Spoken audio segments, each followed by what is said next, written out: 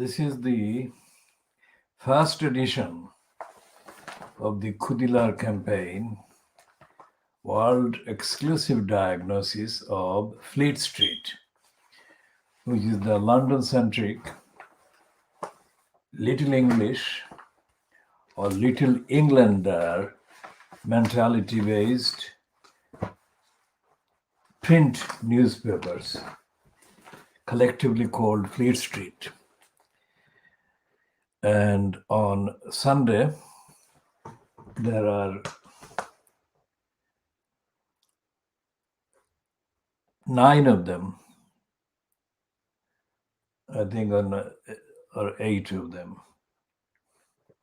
Yes, 8 of them on Sundays, because the I newspaper and the Financial Times or the FT publish on Saturdays 2 days worth of their newspapers, Saturday and Sunday of every week of publishing. So there are 8 of them.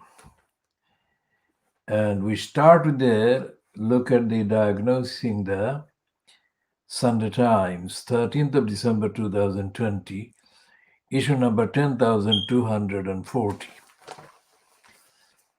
And it says at the bottom,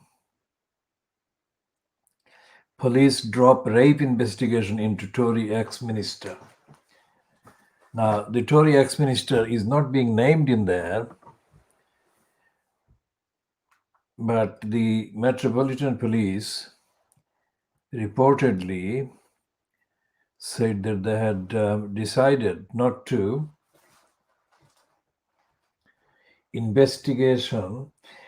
take the investigation into prosecution stage or arrest him or prosecute him, of course.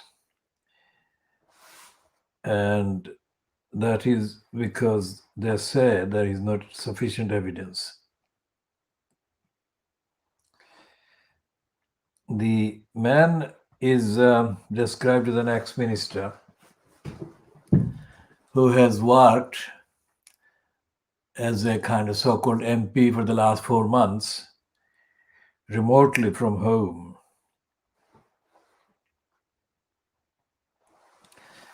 Now, it's not impossible for the Metropolitan Police to find enough evidence against an MP or an ex-MP, as has been the case with Charlie Haque. Now, Charlie Haque is the former MP for Dover in Kent, who has been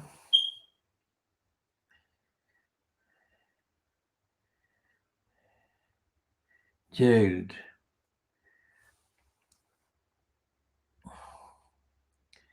And there was a demand on Wednesday, according to The Guardian, last Wednesday, that is, 3 days ago. Before 3 days ago today, on Wednesday, the 9th of December, The Guardian published at 17:21 hours GMT the item headlined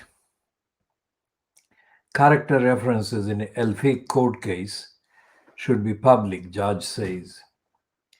A judge has ruled that character references submitted to court cases should be public, as it was disclosed that letters at the sentencing of ex-MP Charlie Haque were provided by political supporters, business leaders, and others, including Jonathan Aitken. Now, Aitken himself had been jailed and himself had been a Conservative MP.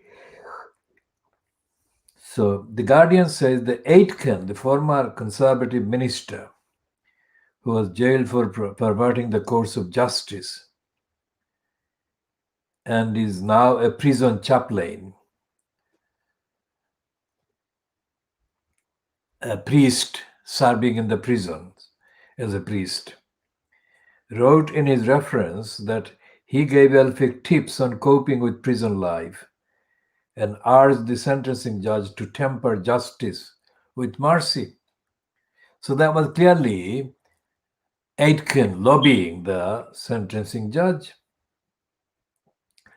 to be soft on Elphick. Elphick was jailed in September after being convicted of sexually assaulting 2 women. The references were released following a legal application by The Guardian, The Times, and the publishers of the Daily Mail that they should be put into the public domain in line with the principles of open justice. Elphick's estranged wife, now that is a lie. That word estranged is a complete and utter lie, because Charlie Elphick's wife, who is now the MP, is continuing the family business now. He was an MP, he got jailed, so she got to take his position. There was no competition. There was no real democracy there at all. And she has been expressing similar racist and prejudiced views that Elphick has been notorious about, especially his contemptible racist incitement and lies against the very seriously vulnerable migrants trying to seek asylum in the UK. So The Guardian is stupid or dishonest in using the term estranged wife. She is not estranged at all. They are very much acting in collusion in their continuing wrongdoing and denials and prejudice and hatred. So Elphick's estranged wife, who is now the MP in his former constituency, and a number of Tory parliamentarians were rebuked by senior judges and referred to as standards watchdog by a Labour MP after trying to block the release of references provided for his sentencing. Jailing him for 2 years, Mrs. Justice Whipple described him as a sexual predator. She ruled on Wednesday that the character references provided for the sentencing were not provided in confidence to the court, and clarified that such correspondence is done under the principle of open justice. If any referee was told that their reference would remain confidential, then that referee was misled. If any referee understood that would be the case, that was a misapprehension on their part, she said. The referees in the Elphick case had been assured anonymity. Whipple had been told by his defending QC, Ian Winter, after an initial request by the Guardian for a sight of references from the parliamentarians. 3 referees who consented to having their letters disclosed were commended for their openness by the judge. They included Aitken, who wrote, "As a former prisoner and now a prison chaplain myself, I have been able to offer him some advice and guidance on how to handle the life of a prisoner if he should be given a custodial sentence."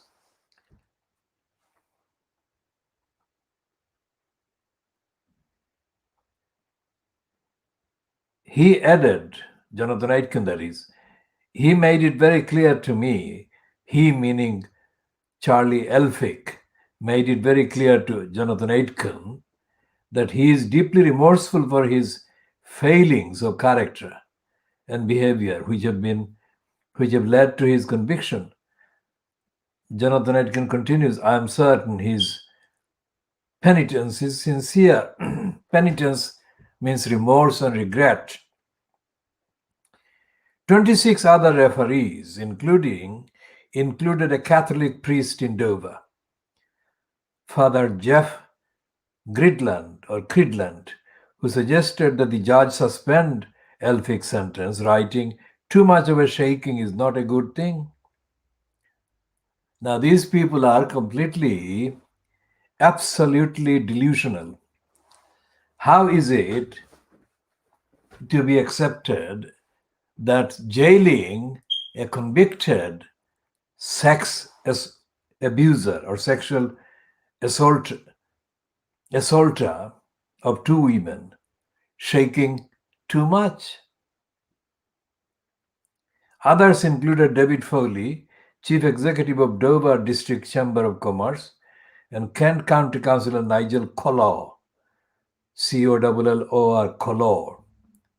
Those whose names were redacted, that is to say withheld from disclosure to the Guardian, on the basis that they were not public figures, included a local Tory party case worker in Dover, a novelist, a chief executive, and the director of a public relations firm. A public relations firm director says that he is not a public figure. Incredible. Elphick is understood to be continuing to appeal against his conviction, although the ruling by Whipple revealed he had told her that he had run out of funds for his defense team. His wife, Dover MP Natalie Elphick, has said she supports his appeal and described his trial as unfair. So there it is. She is still openly backing him. She said in a statement, as I have already said, I believe Charlie's conviction was unsafe and his sentence excessive. Beyond that, I have no further comment. Now, these people, these are two of the most notorious hate spreaders against migrants and asylum seekers in the Dover, Kent, England area. And here she is defending an abuser of two women. So what does it make her as a woman? I mean, she could completely refuse to make any comment, but she has not. She has decided to campaign for him and against those women victims.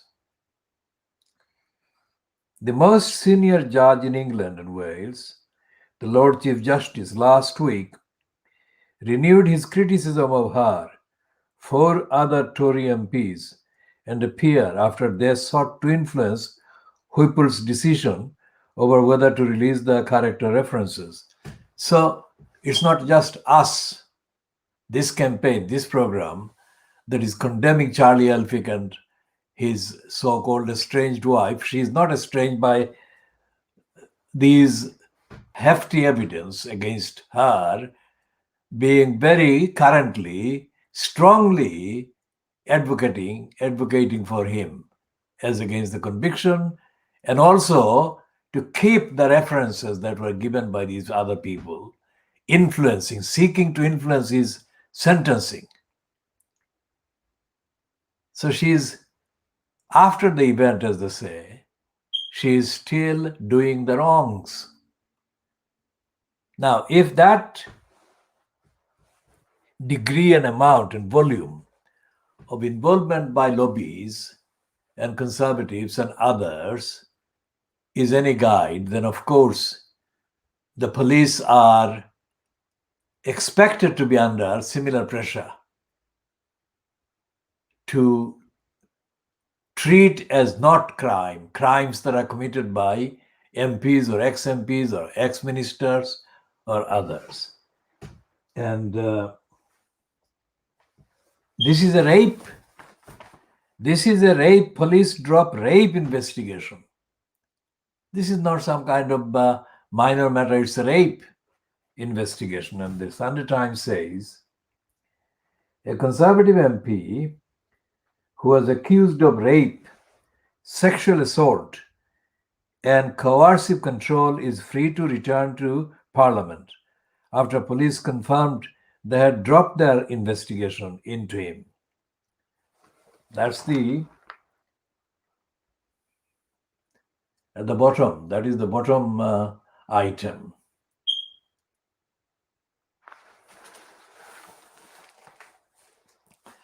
The MP, an ex-minister in his 50s, was arrested in August after a woman in her 20s. So a woman in her 20s alleged that she had been raped and sexually assaulted by a man in his 50s.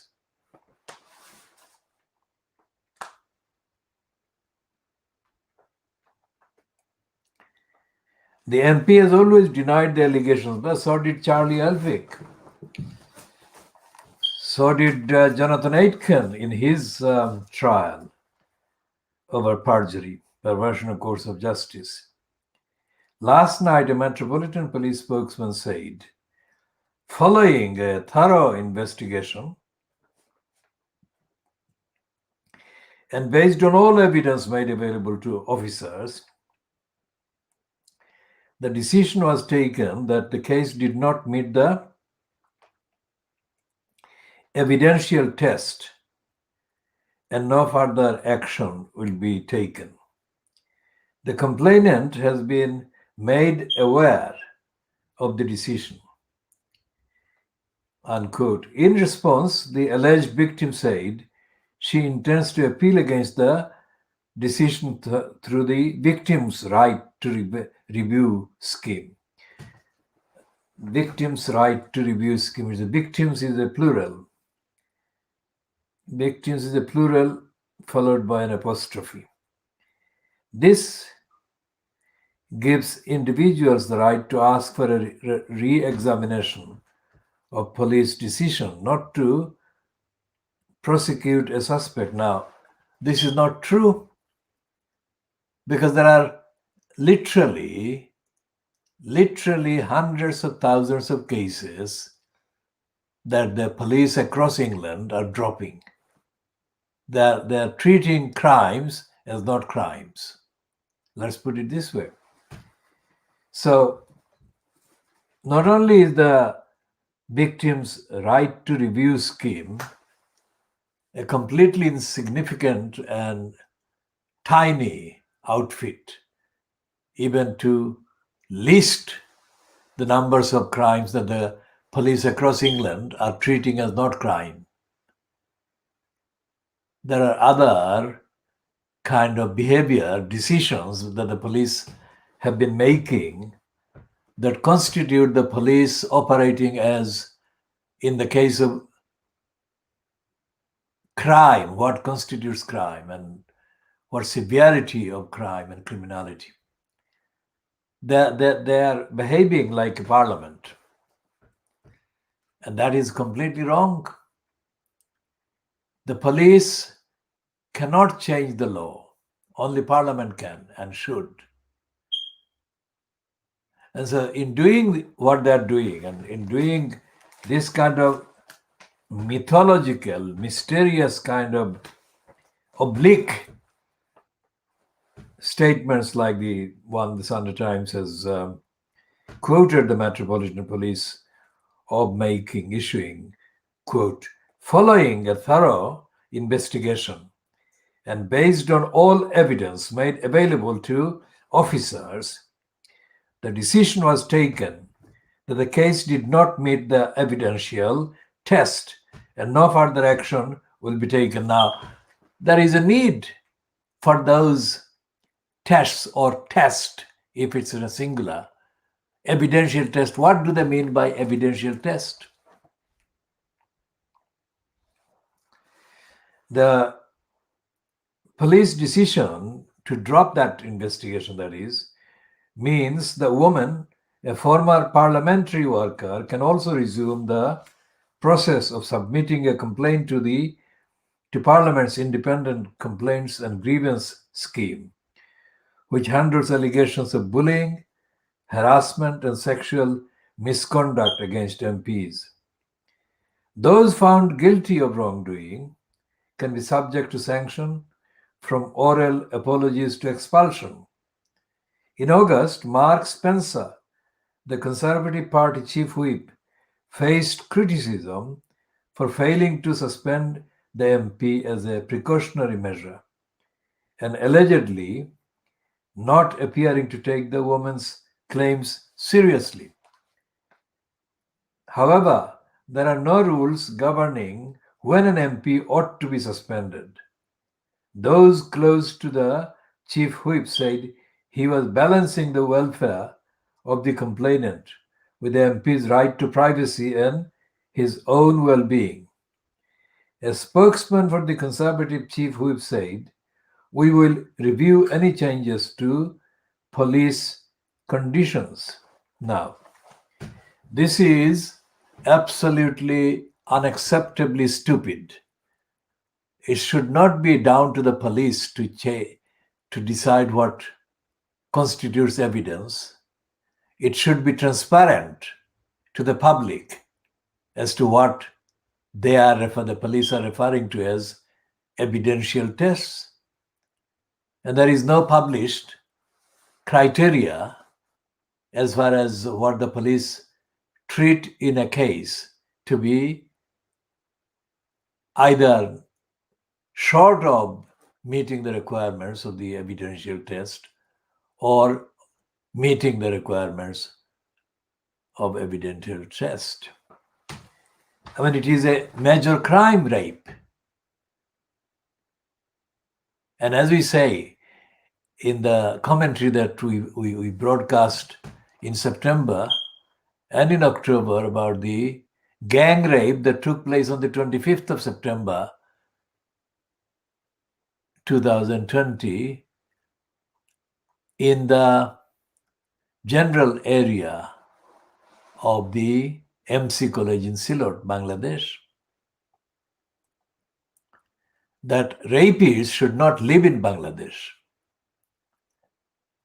Now, whether it's coincidental or not, our detailed commentary to this effect was followed a few weeks later after the apparent passage of an act of parliament by the Bangladesh government or Bangladesh parliament that rapists would be given the death sentence. Now, rapists may be under the new sentence kind of rule now in Bangladesh, but that has not stopped other rapists doing the rapes across Bangladesh and in particular also in Sylhet since that time. In fact, one of the victims whose kind of harrowing experience has been reported only in the last few days as far as we have been able to access. This latest victim of gang rape was kept prisoner by the gang of rapists who repeatedly raped her for 8 days in Bangladesh. Now, as we have said in the past, one of the key foundations on which Bangladesh, the idea of Bangladesh stands, is the evidence found, published, aired after the defeat of the Pakistan army on 16th of December 1971, that many of the women in then East Pakistan, which became Bangladesh on the 16th of December 1971, had been raped and gang raped. All brutalities of rape were perpetrated by the Pakistan army on the women in Bangladesh, or when it was East Pakistan. So this is the kind of experience at the hands of the rapist Pakistan army that reminds people in the strongest possible way of the meaning, the core purpose of Bangladesh, that Bangladesh should be free from that kind of torture and abuse. And yet, this is 2020. And this is long time after Bangladesh became independent in December 1971. So nearly 50 years later, Bangladeshi women and children, girls, and other people are being sexually violated and raped individually and by gangs of rapists. And despite the fact that the Bangladesh regime, whatever the party political kind of color of the Bangladesh government at the time, whatever they say against rapes and rapists and sexual violence, it seems has no effect on the perpetrators or new perpetrators who keep doing the major crime. It seems that that is because, amongst other things, these rapist criminals are either known to be connected with the series of powerful people in the government or in the regime, or the regime needs to allow a lenient attitude to be shown to these criminal gangs for purposes of denying justice to the victims, but for purposes of gaining political support from these criminals. Now, if that is the case, then the rapists and whoever is allowing them to behave with impunity are violating Bangladesh's founding purposes. In the Bangladeshi linguistic kind of framework, there are various expressions. The expressions include the phrase Shadinotar Chetona, Muktijudder Chetona, awareness of freedom, awareness of liberation. Now, in Bangladesh itself, the kind of regime, whatever the regime, as I said, I mean, whether it's one particular political color or not,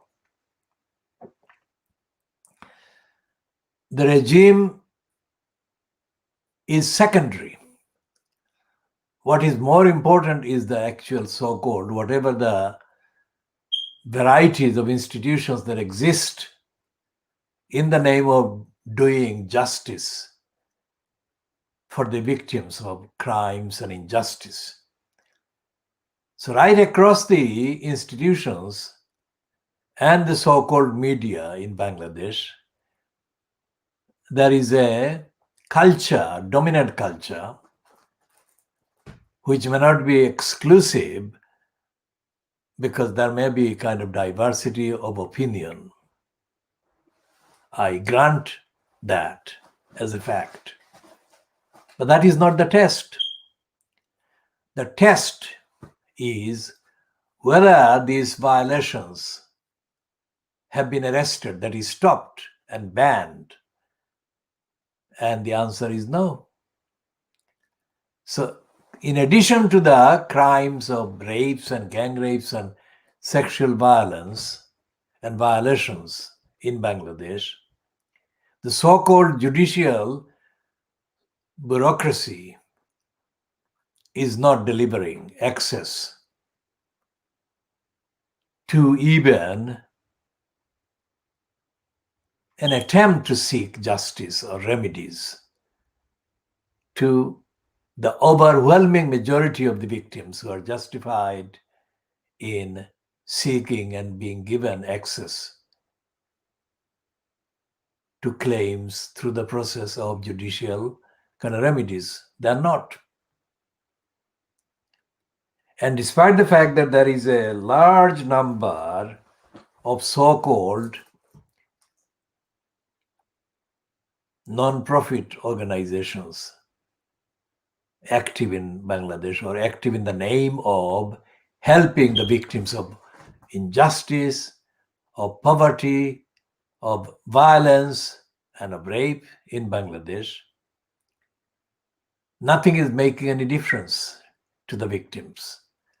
And people don't feel confident in seeking any available kind of and offered remedies, because these then turn out to be experiences of greater aggravated suffering to the victims and their supporters. And it must be said that many victims of sexual violence and abuse across Bangladesh, many of them, not all of them, but many of them, significant numbers, even if it's one, it is one too many. Many of the victims are on their own. They don't have any kind of family to support them, and they don't have any network of people to support them. And in Bangladesh, there is no atmosphere generally. Bangladesh is a very much village-centered country and society. But the culture of isolation, and isolation serves as a kind of force to suppress the voice of the victims. So it's an additional denial of human rights. And there is no reference to Bangladesh in that context at the international level, including in the United Nations. And we shall be talking about that, and also about the Rohingyas who are reluctantly given shelter in the Cox's Bazar area by Bangladesh, and which has resulted for the last 3 years in Bangladesh getting a lot of Bangladesh government being treated with a lot of leniency by international campaigners and bodies, which have been forced on the evidence to accept that the physical shelter in the Cox's Bazar area of the Rohingyas on Bangladesh land constitutes a kind of mitigating factor for the overall state of human rights violations by Bangladesh regime and the Bangladesh institutions, agencies, operatives, and civilians against other civilians. So the public statements issued by the United Nations agencies leave out countries like Bangladesh, come to that, countries like India, countries like Pakistan, most of the times.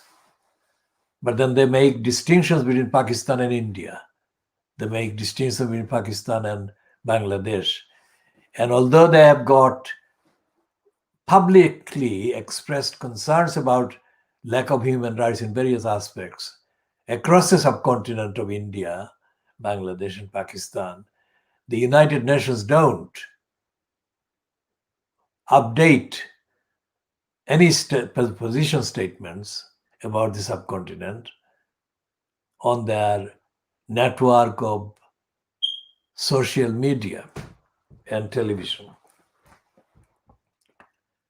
The United Nations agencies have been focusing in relation to those issues mainly on the African continent. And that is a reflection of the essential dysfunction of the United Nations bureaucracies that we have been talking about. And going back to the Metropolitan Police letting off this Conservative MP,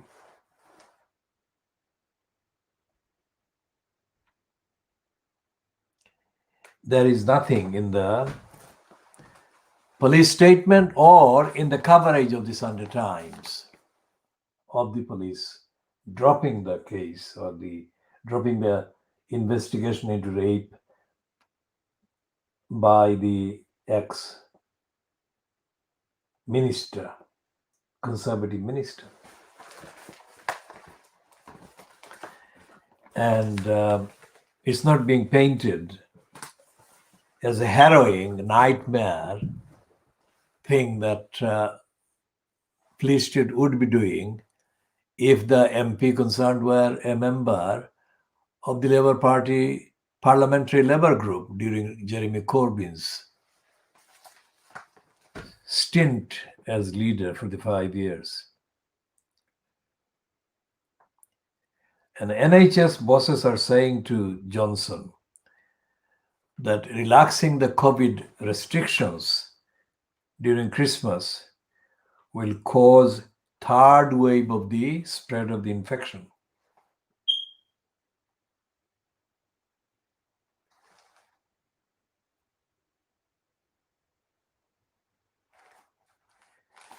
Now there is this.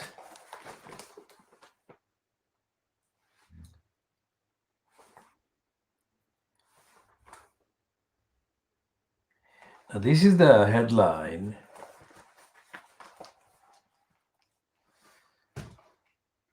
Ministers warn supermarkets to stockpile food. Now, why are they doing that?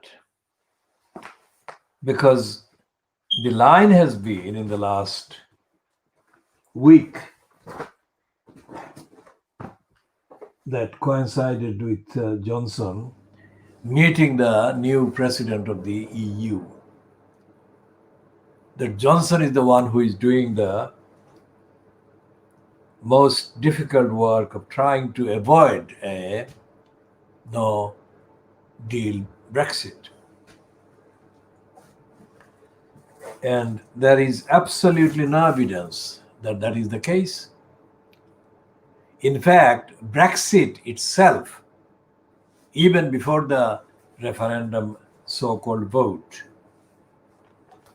was propelled, triggered, pumped, and fueled by the anti-EU rhetoric and the war-like jingoistic pronunciations by the likes of Bob Johnson, that they wanted out. They didn't need any deal with the EU. That has been the main propeller of their kind of propaganda. And now they're saying that the EU is making it difficult to have a deal. So if there is a no deal, then it will be the EU causing the no deal. And if a no deal happens, then the UK would be suffering food shortages. How dare the liars lie like that?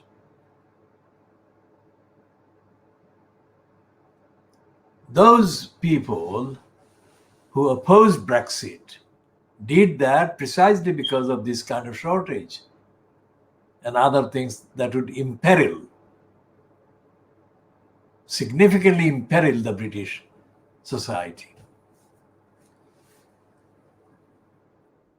And I'll say why. Because whatever it is called, or it has been called mainly two different things. One is the European Economic Community, EEC, and then the European Union. In between there was the EC as well. Whatever the name, whatever the detailed description, this membership of the EU has been compelled by economic necessity. And the grudging acceptance by the UK of all the international legal obligations and human rights requirements, that has been linked to the fact that with the UK being better off as part of a economic bloc, it was worth having some of the liberalizing international human rights codes and requirements, to which the Brexiteers throughout the decades have been very opposed. And the Brexiteers are racists. They are the anti-woke.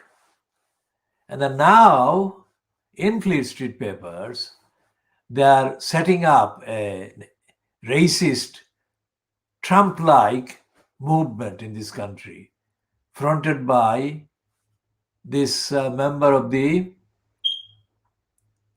Fox acting family, Lawrence Fox. And he's setting up a party of racists.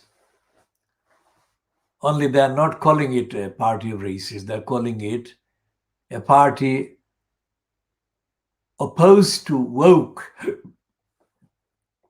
Woke meaning the same thing as political correctness.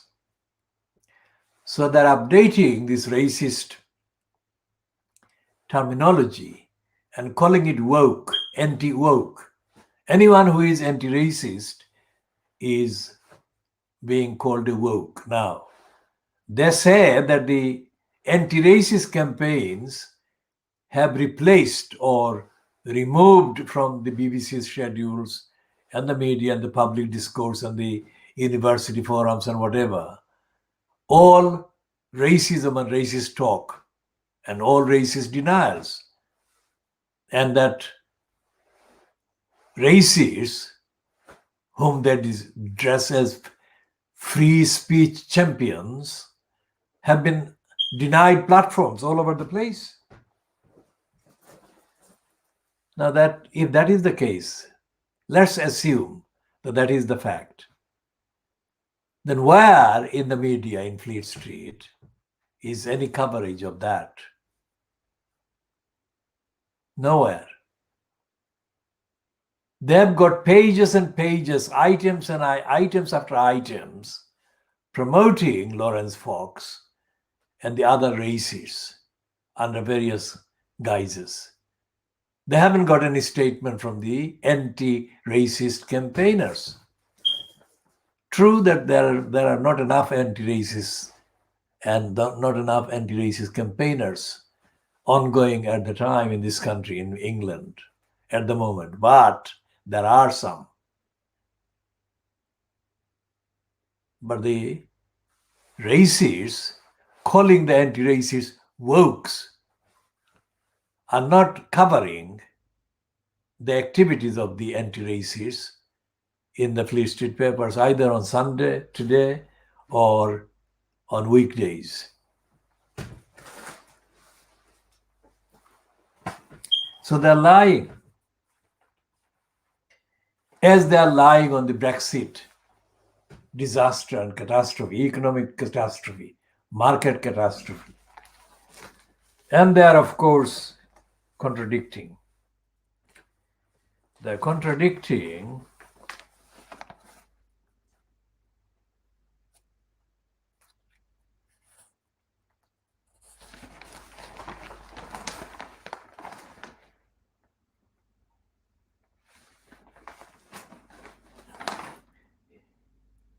that is the front page of the Sunday Times that is saying that ministers warn supermarkets to stockpile food. These are ministers that are all supporters of Brexit, or all supporters of the agenda fronted by Boris Johnson, who is the Brexit personified. Well, that is the current position. Boris Johnson has no principles. So when he says that he is a Brexiteer, he says that because that he, in his reckoning, would give him the position to be the leader of the Conservative, which is what he has achieved. And on the page 6, the Sunday Times is saying, hard Brexit looming for the architects of vote leave. After a disastrous dinner in Brussels, is the Sunday Times saying about Johnson's meeting. The Prime Minister Prime Minister's pleas, that is his beggings, fell on deaf ears. He and Michael Gove must prepare for no deal. That's the headline on the Sunday Times. The Sunday Times took a marginally remain in the EU kind of stance, but only marginally.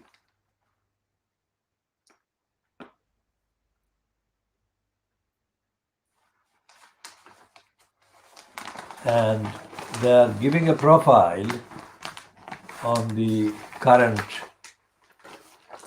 president of the EU. They're calling her an Anglophile. The Anglophile Ursula has 7 children, a passion for punk, and went to the same school as Johnson. Now, this is not something that has got any substance at all. Even if she is Anglophile,